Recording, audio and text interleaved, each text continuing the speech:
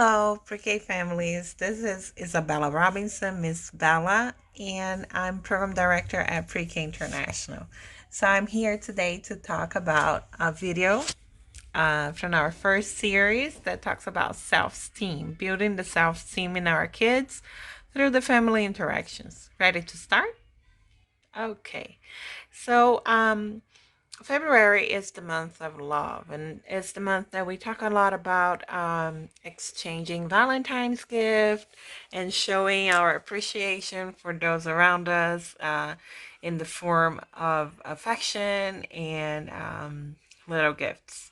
So I want to start with that, talking about affection in the families and how that is represented and expressed for our little ones. So when we think about the expression of affection, we oftentimes thinking about hugging and saying nice things, and this is a way of doing that. But actually, we express love and affection in everything we do throughout the day, and the interactions that we have, and the way we react, mostly when we are not happy with a situation or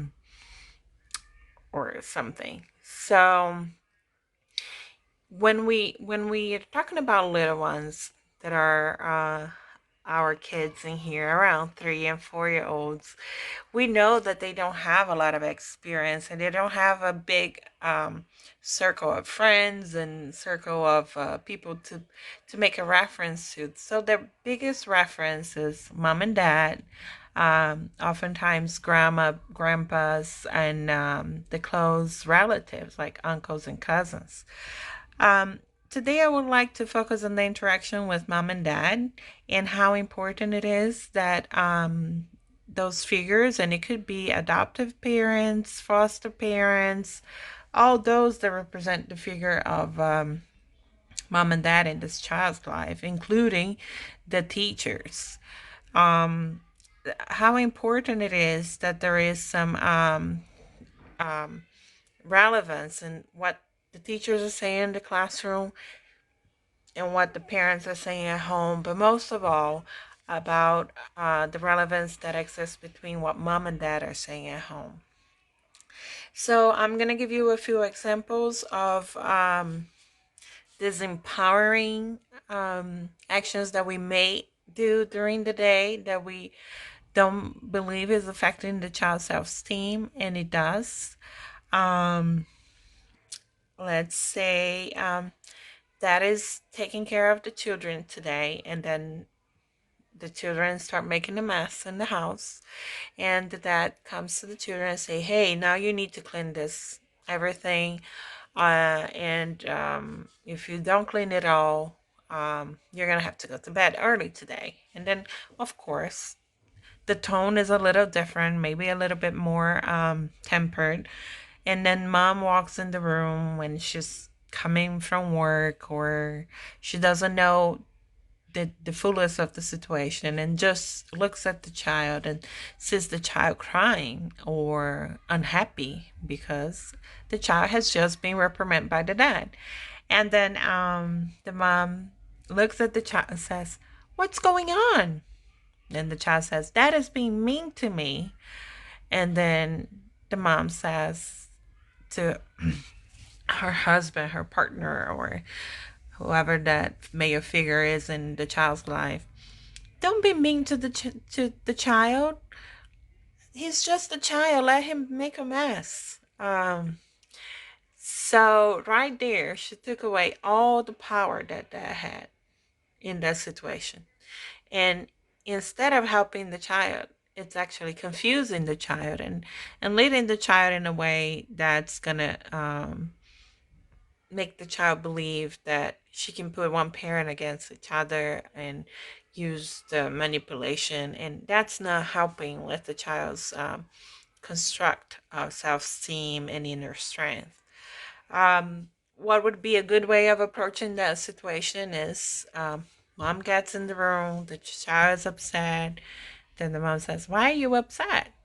um, Dad is being mean to me. Mom looks at the dad and says, what's going on?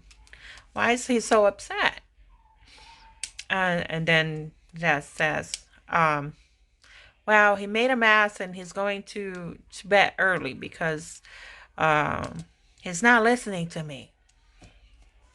So the mom can say to the dad, um, maybe we can figure something out. Maybe we can I can help him clean up.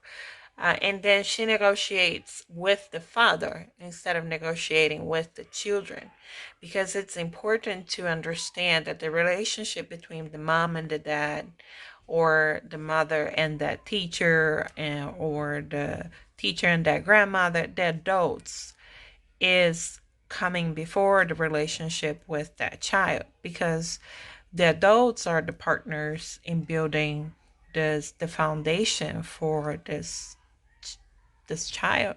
So it's important that the child understands that there is an agreement between the adults that have come together to uh, build the foundation to prepare the child for not just for kindergarten, but for life, for social interactions. So when you're interacting with your partner and respect to your children, remember that you are partners, even if you're not living in the same household, even if you're not married, even if there are other complications in your relationships. You are partners in raising that child. And the same with you and the teachers, you are partner in providing education to that child. So, being the month of love, a homework for you and your partner is to try to find some time that you can bond and come together as a unit. And it's been hard in times like today where everything is closed. It's freezing temperature, so you cannot take a walk in the park like you could in the spring. Um, but if you are in a house locked in for many days and you have the kids and they are acting like kids do, you need to find a space and time to reconnect with your partner. How are you going to do that? So you need to elaborate a strategy to reconnect that bond in that way with you and your partner, or that other adult that's with you, helping to build that human being from the ground up. You're going to be a stronger self. So a few suggestions. Try to have dinner in your room, both of you, or you put the kids to play in the room and then the couple can watch movies in the living room. Or if it's a situation where it's grandma and mother, um, find a time where you both can read a book together, or even play a game or do some cooking together, and during that cook talk about something rather than the child, so you can reconnect and reconstruct that bond. So it's very important that you have that bond with this other person that's helping you provide a foundation for the child, because you won't be able to provide a strong foundation to anybody else if you yourself don't have a strong foundation. I hope this topic is relevant. I hope it makes sense. We are accept suggestions for topics. Let me know if you like it, and try to click on like and subscribe. Okay. Thank you. Bye bye.